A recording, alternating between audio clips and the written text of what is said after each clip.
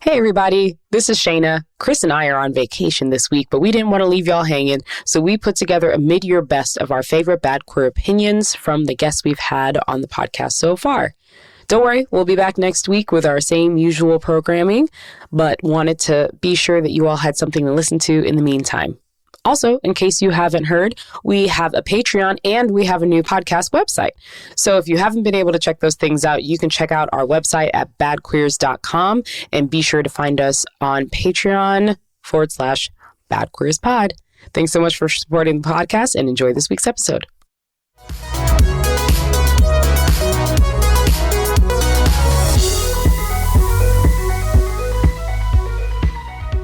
This is Shayna. And Chris. And we are Bad Queers. If you came out of the closet and got put in a box of stereotypes you don't belong to, then welcome to the Bad Queers Club. Oh my goodness, is it my turn? It is your turn. Oh, I'm so excited for this. This is super random and was not on my original list of things that I was mulling over, but it is heavy on my spirit. And so if the congregation will have me, I would like to share my Bad Queer opinion. Share out your heart. Speak on it. Stop trying to co-parent pets with your exes. Ooh.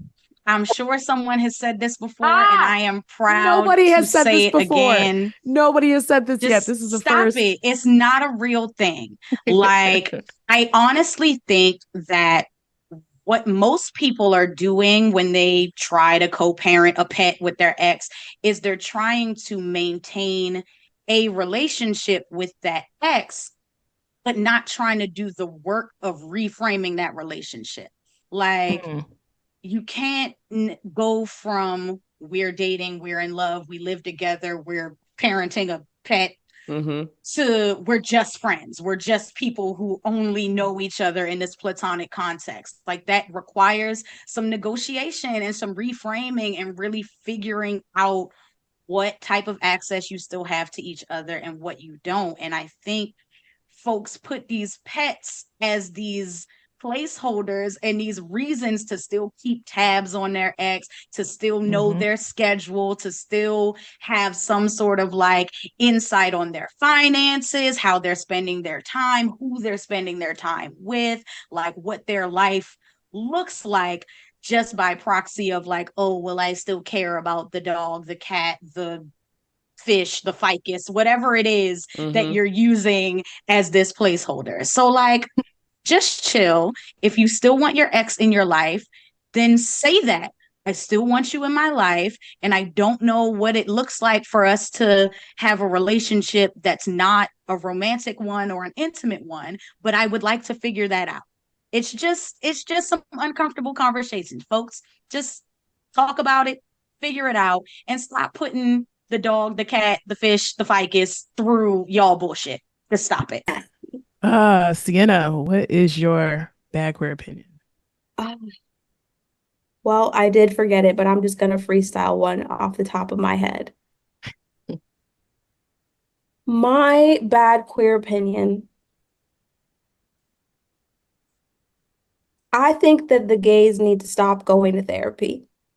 Not because they don't need therapy, but because we're way too mentally advanced and we're not using it the right ways. And I think that like a lot, especially lesbians, like I don't think that there is a more emotionally manipulative like aptitude that you can reach than being a lesbian in therapy. Because like it's almost unfair. It's unfair. It's unfair. Steroids. It's like the limitless pill. Because you like, first off, I think it's probably a scientific fact. It's probably in some journal, some scientific journal somewhere. But like a lesbian relationship is probably the most communicative of any relationship, right? And also probably the most like emotionally intelligent, if I had to guess. Then you pair that with like week over week, bi-weekly sessions with somebody who's now giving you like tools that could maybe be misconstrued as ammunition and weaponized. Mm-hmm. I actually need them to stop letting the girlies in without doing a full psych eval before they go in. So do you think it's across the board or just for lesbians for sure? Like, let's just start with the lesbians and then we'll figure shit out. We can start with the lesbians, and I don't think that gay men should be allowed in either. So I'm going to definitely those two, because I think that like men should have to go through something else. I don't know what it is before they're allowed in therapy too, because you know, there's just, I don't know how long it takes, because like I'm in this group. I don't know how long it takes to be in therapy before you truly start to make real progress. Because like we all go to therapy and like you're in there for like 4 months and you're like, I've just made so much progress. And you start throwing around all these like therapizing words and da da da da da, and you feel like you're evolved and you know better, so you do better. But like, hello, mom. Something to tell you. Got a minute? Yes, that. And then, break this down. And now you think you know how to navigate every problem and situation and read and psychoanalyze, and then you have two of these bitches in there together, doing it at each other. I just feel like it's we have probably made more narcissists in the last like 3 years, 4 years since BetterHelp dropped. No. I also don't think that they should let you get therapy on apps. You should have to. I don't fully trust it, and I don't fully trust people's intentions. I think that really what it comes down to is like people's intentions, why they're actually here, and then what they intend to do with it. Because I think a lot of us go to therapy because we want to get better at like fighting other people. And like we want everybody else around us to be wrong. Oh my God. We go to therapy to be better at fighting. Because then you have it's probably the most accurate thing I've heard in a while. You want to have the tools and the words. And the words. And now you got boundaries. Damn. Now you got boundaries. And it's not working. Because the hard work is like internal. And we'd be like, oh, I'm just like, we'd be talking about the internal, but like, side eye, because I don't trust it. Yeah. That's maybe not fully just like a bad queer opinion. It's maybe just an opinion on just the state of things in the world now. But I definitely think a lot of lesbians who are in therapy are sus. I love it. And I love that you freestyled this, because I think that's probably amazing. At the top. Before your first, when you were first on here, it was like your bad queer opinion was about a little bit of homophobia, which was pretty spot on and aged a little well. Yeah. Really? Did it? Yeah. Oh, it did. So, it aged very well. It did. Yeah. You need a little bit. Just a little bit. I mean, I stand by that. You need checks and balances. Yeah. Because there's like a world where it's like, it's beautiful that Saucy Santana is here, because I can't imagine trying to explain that to George Washington. Right. That Saucy Santana is actually more prolific and impactful than the first president of these United States. It is. Yeah. And like, what is a Saucy Santana to a George Washington? How do you explain that? He's a man with a BBL and a full set of nails.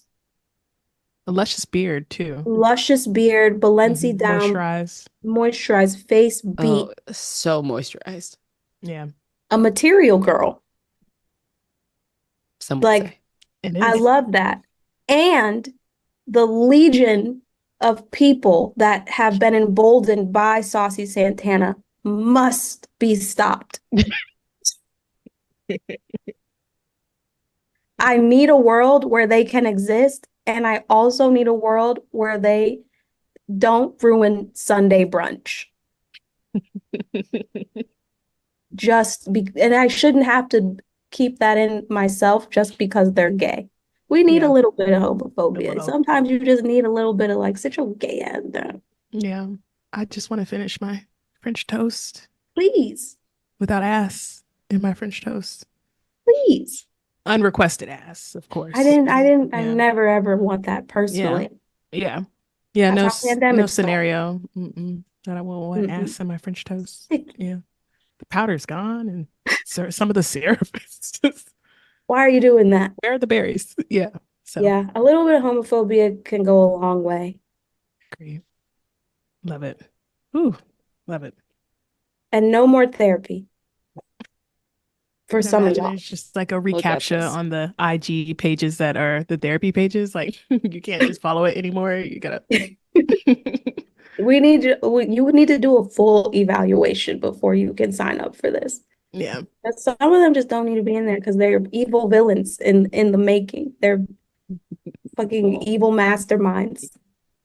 And not telling the full story either. And not half of the story. not quarters, pennies of the story. Yeah. And then coming out and being like, I said earlier I wasn't going to talk shit, but here I go. Okay.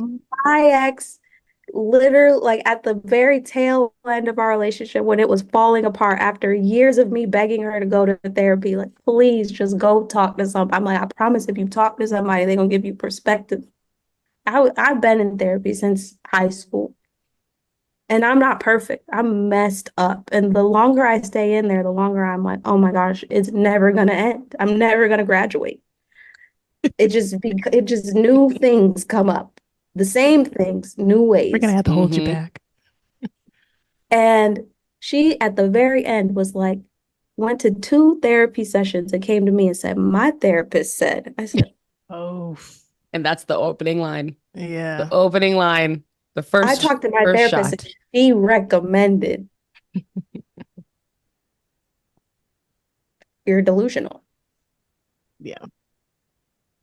I know it. You just, when you heard that, my therapist said, okay. Run it back. Go talk to her again. Keep it up. Well, tell her. You were like, I'm gonna said- join you. I'm gonna join you on the next one and send my notes so that she can make an equal opportunity judgment. Okay. Literally, yeah. Also, like, that's the whole point of therapy is you can talk all the shit you want about me in there. Keep it between y'all. Keep going. Yeah.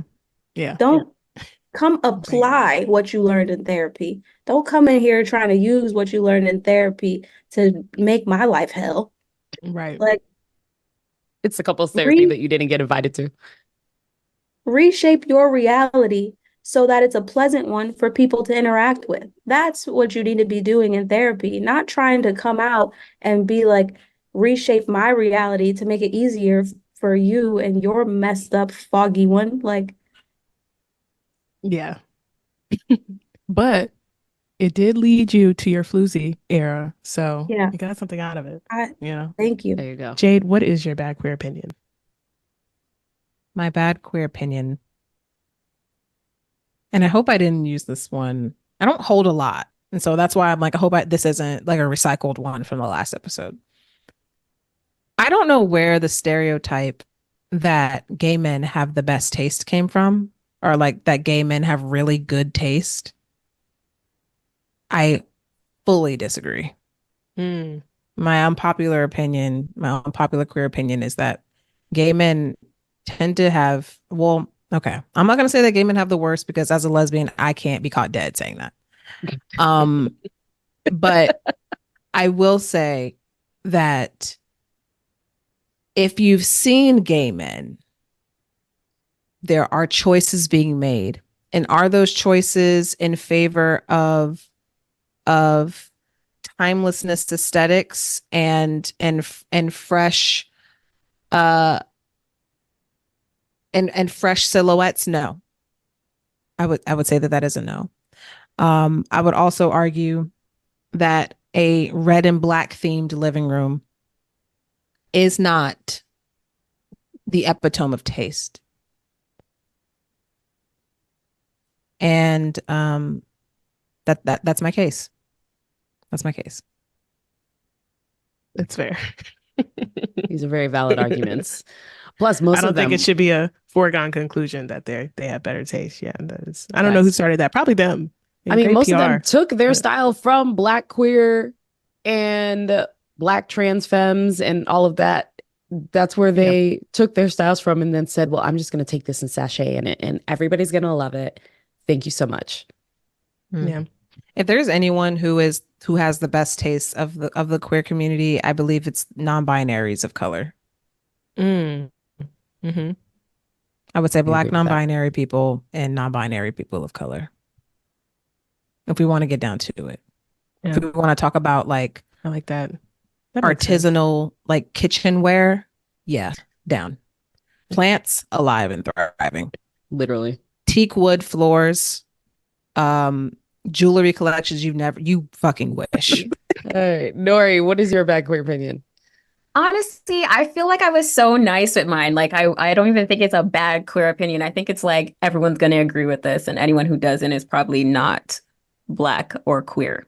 But I said Black queer joy is a form of resistance. And I think that it's important for us to constantly be showing us in like doing the work, but also like having fun, being in love, taking up space, being in community. I think that like, I don't know, it's important. I think it's just as important to be seen and to be happy being seen in whatever that looks like for you. But yeah. Yeah. I love that. Yeah. We need that. It's the algorithms are in place for us to see the negative. So it's good to see like just joy and positive stuff. Yeah. They always want to see us struggling, and it's like, no, we have fun too. Like we go outside, we travel, we can afford to do these things. We want to have fun. We don't always want to be like fighting. It gets very exhausting. Yeah. Yeah. Yeah, like I feel like it's very tiring. So like when they see us having fun, they're like, whoa, throws them off. Like, no. We can do things other than struggle. Like, Yeah. Thank you very much.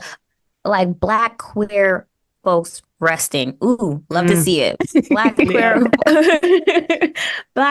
queer folks just being in love. Black queer folks laughing. Black queer folks just like existing. In like, I love to see it. I want to see more of it.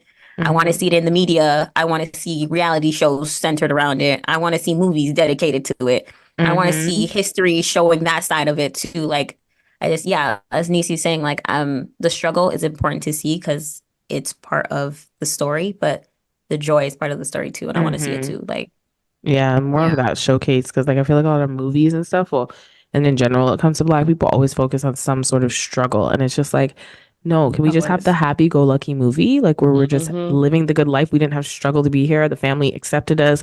Everyone's just all together. Like it's not a myth. Like it does happen in real life. Like let's actually depict it. Gotta see it. Gotta see it. Gotta see it. Sure. Okay, so I guess I'll share mine. Noiry kind of went in on mine already, so I was like, okay. But it is my bad queer opinion is that it's safe for queer folks to travel to Jamaica because people are dead set that we can't go there. If you saw the comment section of, I can't remember which reel it was or which TikTok it was.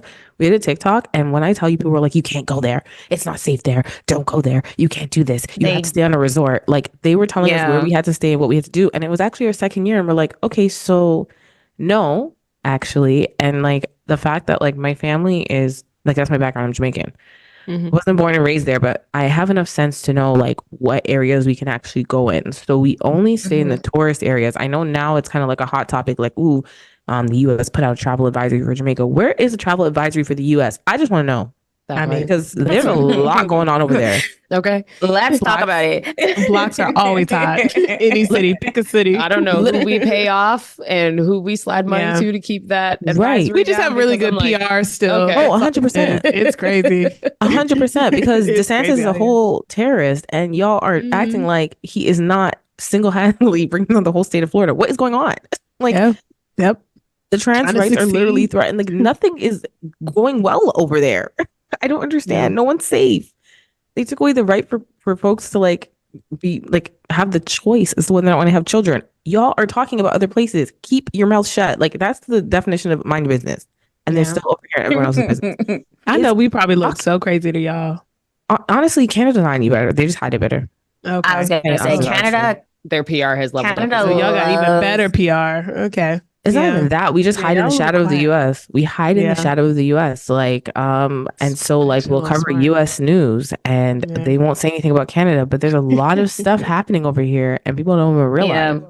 And I'm like, Y'all, it is not all that glitters is gold over here. So they're like, so that is all in news and it's all US. That's literally pretty smart. Like, why do I like know one subtle story that's like, and Canada's number is similar to this? Well, on to the next thing in the US. Right. Yeah. Literally, like, I'll be at the gym. I go to the gym at 4 o'clock in the morning because I do not like being around people. And I just really just need to be there very early. Oh God, I'm tired. Like, I fight for 8 a.m. gym time, but you go ahead. If it's 8 a.m., I'm not going. I have to be at the ass crack of dawn. Literally. Oh no. Today at 5:30, I'm not going. Period. No. Today at 5:30, the gym was packed. I don't know who put out PSA. This is not the time to come to the gym. Come to the gym at 6. That's when I leave. Please. But like, I'll be out on the machine and it's like there's shootings happening. I'm not surprised, but there's shootings happening in different areas in Toronto. They're like, yep, this person got shot. This person, and I'm like, oh my God. First of all, I don't think the news should be played like that in the gym, but whatever. So yeah, like I will see the things rolling, and I also just see Biden like holding on for dear life. Like, I don't know why I know that, but I just know that it's a disaster over that's true. Oh no, 4 years. Our 4-year tradition. Biden's holding on for dear life. But yeah, so like with Jamaica, it's like people are so scared, and it's like use the same discretion you use at home. Just because you're on vacation doesn't mean that it's a free for all. But also, there are so many groups in Jamaica, like so many, like there's like Equality JA, Trans Wave JA, Connect JA, all of these groups are advocating for LGBTQ plus rights and creating safe spaces. Like that's who we connect with when we go. They had their first ball in Jamaica, and I believe it was October. Like a whole ball, categories, judges, prizes, the whole nine. When we went to Jamaica, we went to a Sapphic JA, which is like a queer party for women and actually non-binary folks as well. And it was a whole queer party in Kingston, and in a part of Kingston that I didn't think they could have a queer party in, but they had the party in. So it's like, don't be so against going to Jamaica as queer people, because you can definitely go there. Just be smart about where you stay and do your research. Do your research, literally. But you can go 100%. I went to Jamaica for the first time last July. Oh, nice. Bay. I had a great time. We went off resort a little bit. My wife's family is Jamaican. Okay, cool. Her family is. So we did go off resort, but we had like guides, but it was fun. It's like any place you go. Like it's, 100%. I don't think it's, those advisories are there, but it's like just mind your business and pay attention and you'll be fine. Exactly. Everywhere. So, and it's just so ironic that it's a lot of it's happening on resorts, but people are telling us go to the resorts. And I'm like, I still think it's fine to go to resorts. Obviously, just be mindful of your surroundings. But we don't stay on resorts when we go to Jamaica. We stay in a villa, and the villa is wonderful, and the staff is wonderful, and they take care of us. And that's the thing. Like when you go to Jamaica, like they're more so concerned about your safety as well, and they don't want you walking off into like random areas. So they will make sure that you're safe. Our driver, he will make sure we're safe every single time. Like. Yeah. So our driver became our big friend. Like they'd be taking us to party, like our like the house staff, the driver, the cook. They'd be taking us to the parties, being like, okay, we got you guys, like, and they're like making sure, okay, we got and we were going to like the Jamaican parties on road, like when we ended up at street party, I screamed. We were in bush. Yeah, we were we're in the bushes dancing with the folks, like because like we're around people that make sure that we're good, and like building that rapport, and like year after year having that rapport is like important too. But I think that my unpopular but popular opinion is about in that same realm, which is like this new podcast uplifting by Black people that Candace Owens is getting. Oh my God, every brand. Everybody is trying, and my thing is it's Black people. Yeah. And like Joe Budden, really? And like I'm just really, the idea that we are willing to overlook the egregious nature of some of the claims that this woman has made. The idea that she literally wore a White Lives Matter shirt, not an All Lives Matter shirt, but a White Lives Matter shirt in opposition in the prime of the BLM movement. And nobody is asking her to hold herself accountable for those moments. Y'all are up here pussyfooting and kikiing and ha-ha with this woman as if we have not all been in agreement that she is completely and totally forever uninvited from the cookout until she really atones for her actions. And I don't throw away Black people, right? I'm just not going to throw her away. But if y'all are going to platform her, put her ass in the hot seat. And what's also very interesting to me is that y'all had more smoke for Omarosa, who was literally doing her job, than y'all have for this woman who made it her job to be an asshat and got picked up by networks because they saw that she could be a political pundit, not somebody who had gone through their entire life in politics and decided that that was what they truly believed. And whether, you supported what Omarosa believed or not, that was something that she worked towards. Candace just found a lane and rode it. Let's not mention the fact that she wanted to be very leftist at the beginning. She just was not making good points and got kicked because she couldn't pull some of the bullshit that she's pulling over the right-wing Republicans' eyes over here, because we wanted you to do your research. We wanted you to go back and get better at some of the things that you were saying. And she did not want to take the time to do that. And so she went over there and started to run amok, and y'all are not holding her accountable for these things.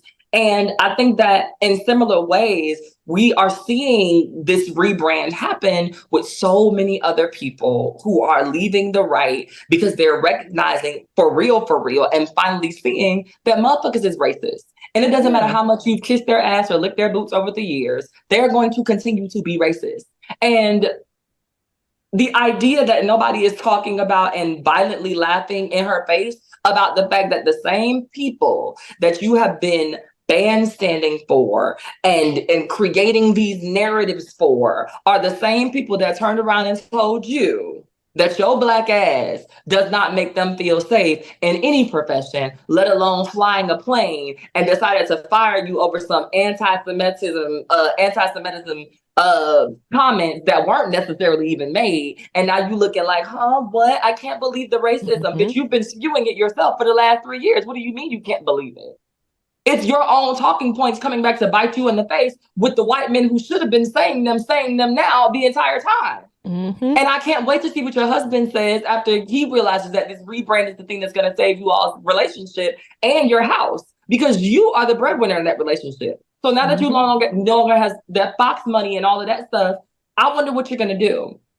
And the idea and the thought of Black news media welcoming her in on some, she's still one of our sisters, without having her properly atone for it, is sickening to my stomach. And I say that it is my problematic quote because there are some Black people who very recently, one of my associates, I will say, who I had to block because they've been talking about how, all of a sudden, I think that she's been making sense. Where? That's what I don't get. Where? And then when you see it, it's always queer and trans stuff that she's saying, where they're like, wait a minute now, she has a point. And it's she has a point. That's where she brings a lot of the people in. That's or that's that phobic talk of Lizzo, all that. It's like, if she attacks Black women and women in general and queer and trans people, they're like, oh, wait a minute. Absolutely. She's making a point. Yeah. But like I tell people all the time, and like I've always told people for years, if you want to get the leader of the KKK and the leader of the Black Panther movement and the leader of the Israelites together to agree on something, talk about queerness and watch just how quickly they go from being the worst of enemies to the best of friends. And if that doesn't tell you that it's about hatred, if that doesn't tell y'all that it's about transmisia and homomisia, because y'all don't like phobia, right? Y'all don't like that word. God forbid somebody call you what you actually are. So I'm gonna narrow it down. It's not about the fear of us. It's about the unfounded disdain or hatred for misia. Look it up. Google is free. When you think about the idea that y'all come together on those topics and will literally put aside the fact that this person will hang you. If y'all weren't talking about queerness right now, you would be in a tree. Quite literally. Yeah. And that's the part that you don't remember as y'all are helping them push their narrative on homo and transmisia because they have a louder voice as white people to do away with it and dismantle it in your eyes. But it's like the second that conversation is over, you do realize that they are still the snake in the grass that is trying to swallow you whole and has been measuring you up the entire time that they've been talking about the queers with you. Like, let's not forget, the snake is not laying in bed with you because it likes you, my love. The snake is laying in bed with you so they can measure how much of you it can swallow. And as soon as it realizes that it can get your entire body in its mouth, you can rest assured you're going to wake up not able to breathe because you're going to be in its belly. And that's what they do to y'all every single time, and you allow it. And I think that that's the thing that folks have to understand, is that for so long, Candace was allowing those people to lay next to her in bed, and she finally got swallowed up. And y'all are not making room for her to have to atone for the fact that she did fucked up things before we cut her out of the belly of the anaconda. I still got questions. She doesn't even have anything that a value to us. You know what I mean? We've watched her for almost 10 years, because I know around the time, I think it was Kanye that was the first person to platform her, which they are bosom buddies and twins, and, you know, wore those White Lives Matter shirts together, smiling, showing teeth in those shirts and everything, and doing all the stuff that they can, denying the George Floyd thing. They've done so much. It's like you could do a highlight reel, and some people, thank God for content creators, have started to put that up, like, that Candace Owens, that's who y'all wanted. She's done nothing to atone for it. She hasn't said sorry. And when you hear her talk, because I was like, I heard like a snippet, all that I could hear from the Breakfast Club. And I was like, she doesn't know anything. She doesn't even talk about anything that's like you said, Omarosa had a background in politics and everything. Wasn't Candace like a failed actress or something? Like, she's not even like, she's not that person, y'all. Like, y'all make her sound like she's so intelligent, and she's not. Like, that's not her. That's not her bag. This isn't her arena. She did this to make money. It is a grift, and y'all just letting her back in. Like, I cannot wait to see some of her new speeches and things now that she doesn't have her writers from Fox. Yep. Because y'all thought that she was eating, but those were the white girls who were saying the things that they couldn't say because it was overtly racist. So they were putting it in the mouth of the Black woman. So I want to see just how snippy and intelligent she sounds now that she no longer has access to those resources. And, you know, we'll see. We'll see what it's given. But I told my publicist, I was like, I want audience with her. Because she's had space with a bunch of trans people, but she deliberately picked certain trans people that are not equipped and ready. And now I am ready more so than ever, because I know you don't have your team, but I don't need one, my love. So any day that you're ready, while you're on this campaign, let's have a sit down, Miss Owens. And if she ever pops through DC and I have the opportunity, y'all might as well get the camera ready, because I'm going to give y'all the clip that deserves to be had from this girl, and not just about the queer community, about Blackness in general. And that's my unpopular queer opinion. Well, I mean, I can go next because mine is kind of in the same vein. I'm not a Gerard Carmichael fan to begin with. I just don't get it. Like, no. Now's your time to speak up. Who is this nigga? Who gave him a microphone? I just don't get it. I got like 15 cousins that look just like him, go through the same shit. I'm trying to get the uniqueness. I don't see the nerve. I don't see the talent. I'm just trying to understand. And I'm also not a big fan of his comedy style either. Like, it's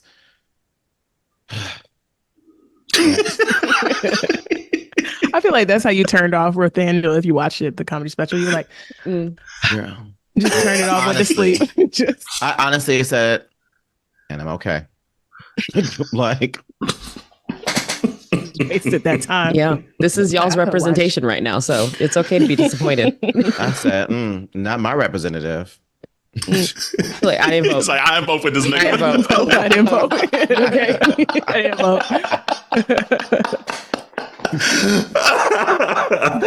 Oh Lord, I love it. I can go next. I know this is a political season, and we need all the allies we can get. Gay men, keep your straight female straight friend at home. We don't need them in our spaces no more. Go to their club. Go to their restaurants. Go over there. I know you want to go kiki and bring your best Judy out there. A, we need to see their voting record before you bring them into these spaces. B, we need to read them the Miranda rights before they come into these spaces, because this is not theirs. And if you cannot do that, do not come with them. I'm sorry that you want to go out tonight. Go to their straight spaces then and kick it with your Judy. Because if I have one more straight girl push me out the way to get a drink, if I hear one more straight girl in the club screaming, saying this is their song, if I get one more like grope on my butt, if I get, oh, this is okay. If I hear that tone, that register one more time, I'm going to lose my shit. And I'm not blaming them anymore. I'm blaming you, gay men. So please go to their spaces because I'm tired. I'm tired of losing my space. I'm tired when I had a long ass work week and want to go have a drink with my friends, have the bar straight women. Sorry. Can't do it no more. So like that. I know we need allies, but we don't need them in all our spaces. Come on now. Agreed. Yeah. Gonna have to start clearing it out. I love the voting record. The Miranda rights Your are ID also and the very voting real. record? Yes. Let me see that voting history before you come up in here. The people that be bringing them oftentimes have the very similar voting records as well. Also true. And then in that case, they'd be like, "Can I see yours as well?" Right. Birds of a feather. Card them both. One A and one B. Card them both. Facts. Yeah.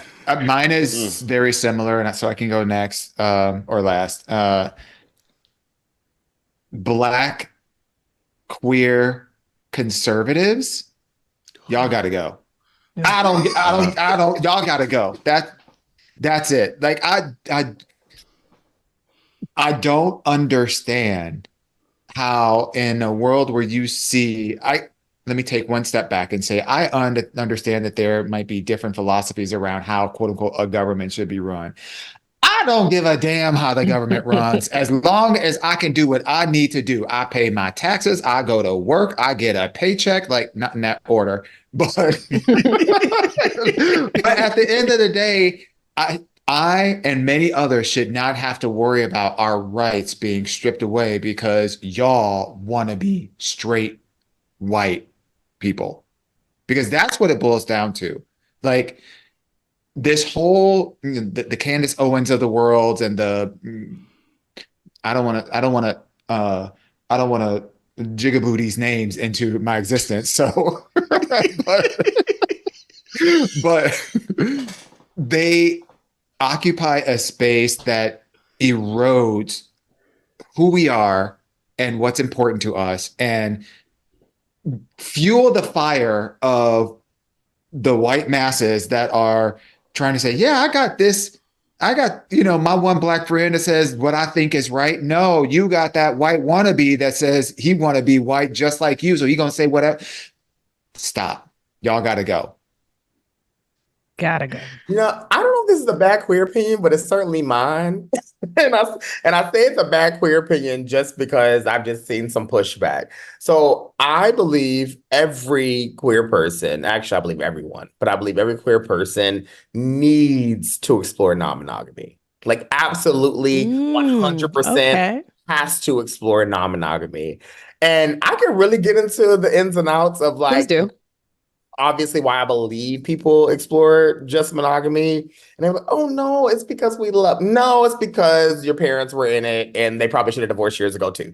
So like at the end of the day, I think every single person has to explore non-monogamy. Like I am so grateful that I realized that I was non-monogamous years ago. I'm grateful for a partner who is fully receptive of it and has really trusted and respects me and our communication about it. And I realized I was just really bad. I thought I was bad at relationships. I was like, this is, bad. I'm like, I'm actually struggling to not cheat. Actually, like, this is bad. And I'm just like, no, I just don't want to just be with you, actually. And I want to be able to explore, and that is okay. It's healthy. It is fully okay. And I really want us to be able to like relinquish some of the trauma that these straight folks in society have placed onto us and be able to be expansive and open ourselves up enough to be like, you know what? I love multiple things simultaneously, including at the same time, for real. And that's okay. That's okay. We're going to all be good. So that is my bad queer opinion. I love it. I was like, good answer. Good answer. Okay. I like it. Good answer. Oh, Preston, Well, what's today's bad queer opinion going to be? listen, mine is segregation now, segregation tomorrow, segregation forever. Never thought me and George will also have something in common. So I say that in very light jest to say that I've seen a few tweets today about what is the purpose of Black Pride, and that they find it very sad to see that we have Black and white prides, and they didn't see the point of it. And yeah, I think it is always fascinating because, to be fair, it was a couple of Black people who posted this. I was gonna ask, but I kind of it was. Yeah, and I imagine, just to be very clear, I imagine there are Black queer folks who do not go to Black queer pride, like Black Pride. Like I just couldn't imagine. Right, couldn't imagine. But I also find it fascinating, to be honest, because for me it's like if you don't question why there are things like HBCUs or just black Divine Nine organizations, etc., then you kind of have to realize why this is also a subset of that, right? Like there was communities of folks who obviously were not accepted and no longer wanted to be accepted or invited in white spaces in that respect. And it's such a dovetail off of so many systemic things, right, for even the purpose of it happening. And so I hate that we have to explain why Black spaces exist, why Black spaces matter, why we don't have to explain them, why we should not have to decenter ourselves just because a couple non-Black people come into our space. Like, I love us dearly, but Black folks, we have to really unpack why we want everyone to feel centered and seen and not ourselves when they're entering into our space. It's very much why we'll be like, yes, go off to the non-rhythmic white person who's dancing just so they can feel good about themselves in the room. Like, and no one does it for us. Right. The bar so like, yeah. So I'm just like, I want my Black spaces to be as beautiful of the mixture of melanins that Black folks hold and have all the time. Those are the spaces I want 99.9% of the time. Mm-hmm. And if not, I'm just not gonna be there usually. But no, I love a Black space. Like I really do, and I find it to be so important to have. Yeah. It's a different type of warmth that you like feel being in a Black queer space or going to a Black queer event when you see other Black queer folks and you just get it. Like, we didn't escape racism just because we're queer. So it's like, yeah, we need our spaces, and I would encourage other people of color to have their spaces as well, but like everybody culturally like needs their space. Like, it makes what's sense. Fascinating though, and I hate to say this, but I think people only question it when it's Black spaces. I don't think people often question Asian spaces when they're together, and they should have their spaces. But I've rarely seen backlash among any other like community of color when they're together collectively with their own spaces, unless it's Black folks. Like, it almost feels like there is such a cultural obsession that other people have that they're like, how dare you be so cool and dope and not want us to learn and still and be a part of this. Like it's like so identifiably two Black people. Yeah, they really don't. They really don't say that about any other space. Do y'all remember a couple years ago where, I know it was a party in Detroit, but I know the ticket prices were high for white people. Like, and they caused such a stir about it. But it was like, first off, don't go. But then there's going to be some white people who pay that price and go. But it was such a thing. And then there was Black people too that was like, you wouldn't like it if they did it to us. And it's like, well, hundreds of years. It's like I was like, history says. I was like, oh baby, I wouldn't want to go. Like that part. Yeah, but you know what? We started to do that in like Black Youth Project and in BLM. We started to do that. It was basically like your ally tax. Mm-hmm. Like, if you really want to be in this space and you're trying to disrupt the space that you say you understand why Black folks should be together, then you have to pay more money for it. Yeah. And sometimes it's an exorbitant fee. And should be. Look. Have you seen the racial wealth gap? But yeah, it's just like, again, if you don't want to be there, don't be there. But yeah, we need our own spaces, and now more than ever, like increasingly so. Especially that. Yeah. Well, I agree. All right, Imara, what is your bad queer opinion? Well, I'm on a theme today, so I'm going to stick with my theme. And my theme is that my bad queer assertion, which could be possibly controversial, is this idea that being topped by a cis man as a trans woman is the pinnacle of being affirmed and what we're trying to get to. Because I think that automatically what you're doing is that you're limiting yourself and your sexuality, and that the amazing thing about transness is that there's so much that you can actually manifest. So there's no reason to just try to manifest one thing, And I think that that's like a really important point, and something that has to be embraced across the board, is the idea that like our bodies can only be one thing. Our bodies have a lot of possibilities within them and around them, and there are lots of places in everybody's body, regardless of what body you were born with, that can give you pleasure and stimulation. And that an amazing thing about being alive is that you get to experience all of that. So don't just limit yourself to one thing. Like somebody bragging about that, that's not nothing to brag about. I like that. That's facts. Is it really prevalent to still hear that, or do you think the attitudes are changing about that, where it's like, all right, it's not that, like, that's not a gold star thing? Like, oh no, I mean, I think that the reason why I'm saying this is that I think that there are more like T for T relationships for sure, but I do still think that there is this idea that like still having sort of a heteronormative relationship with the cis man, and then sex associated with that being heteronormative as like the gold standard, I still think does apply, and is something that a lot of people still hold up and hold on to. And I can easily see that, because it's also a part of the idea of being accepted by wider society, is portraying yourself as wanting the same things. And I think that like we can easily fall into that danger. Yeah. When like sexual liberation, the ability to control your body and to do with it what you want and how you want, and to be able to explore all of that, is actually a part of freedom. And to the degree that you're not manifesting that sexually is the degree to which you are actually reinforcing oppressive systems. Now, that's not to say that like, if that's what you're really into, that's oppressive. No, for you, that's liberatory. But what I'm saying is the embracing of the idea that is the standard is the thing that is oppressive. It's continuing to put men at the top. Yeah, no.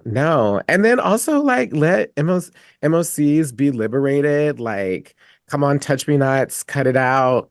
Like why? Why don't you want why not? And like unpack that and see what's going on. To be perfectly honest. You know what I mean? Like, what is that? Missing out on a lot of pleasure there. Yeah. Or men who are like, I don't like to kiss. I just, want to do my thing. I'm like, that's kind of weird. Okay, then you should just have a fleshlight and be done with it. Like, what are we here for? Just get a VR headset. You understand what I mean? Just do that, have your fleshlight and your Clorox wipes, and let's just call it a day. Yeah. You know what I'm saying? Here. Perfect way. Touch me not. And there's also another thing is yes. Like another problem is like, femmes also not allowing people who are masculine identified to actually show and express those different forms of pleasure that they want. So like, like femmes are like, no, I don't want to do that, or this is what you're supposed to do. Who told you that that's supposed to? Who told you? Who is in this bedroom right now telling you that this is the only thing that other person is supposed to be doing right now? Yeah. I feel like that's something not talked about. I know I see it every now and then, but I was like, it's not just these attitudes are coming from one place. Like there are definitely femmes that are like, I want a hard stud. Like you have to be check all of these boxes. All of them. Exactly. Yeah. So I know one couple, it was MLC and them. And then at one point the MLC was like, yeah, like, aren't you gonna give me oral? And the person was like, no. I thought the film was like, no, I thought you were like, weren't gonna be into that and like didn't want that part of your body touched. And they were like, well, what made you think that? Right. And it's like these pre-existing ideas about being able to identify a person and being able to understand exactly what they want sexually, and you making all these assumptions about what that is when that has nothing to do with that person. These are actually the preconceived notions and ideas that you're bringing into this particular moment, into this particular conversation that's actually preventing everybody from getting their freak on.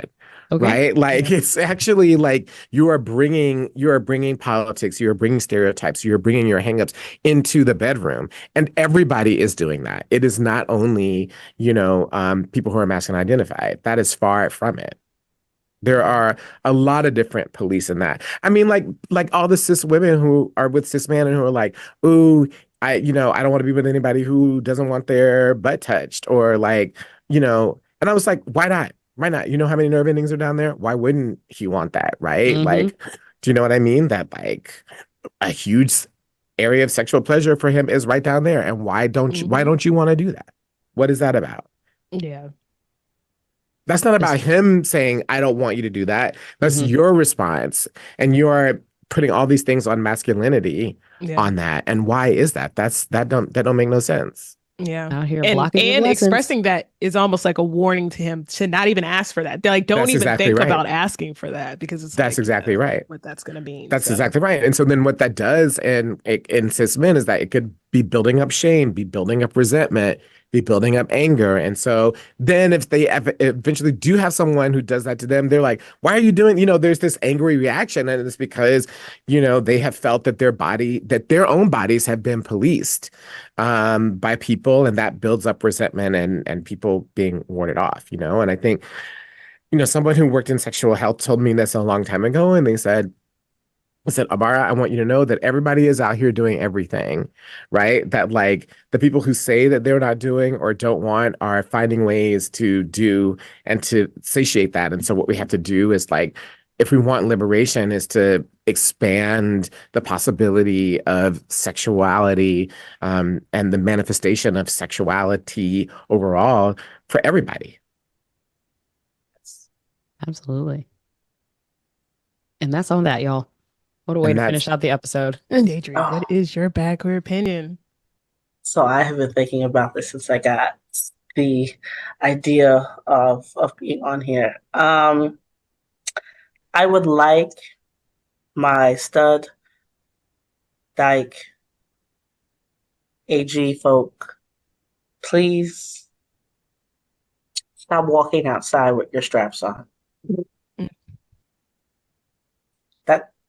I don't want much. I'm not here to police anybody's body, what they want to do. Do whatever you want to do in life. Be as gay as you want. I don't even identify as gay. I am a big F word, like SpongeBob holding it up, but like he's like, F is for fun. That's me. But we gotta stop wearing our straps outside. And I say we're, like I'm including myself so people know you're not left out. I've never done it, but I never will. But why are we going outside with our straps on? And why is it revealed to folks? Live your life. Do what you have to do. But y'all gotta help me. Because am I bugging? Am I wilding? No, I'm part of your strap down campaign too. Like, don't strap up, strap down. Not strap down campaign.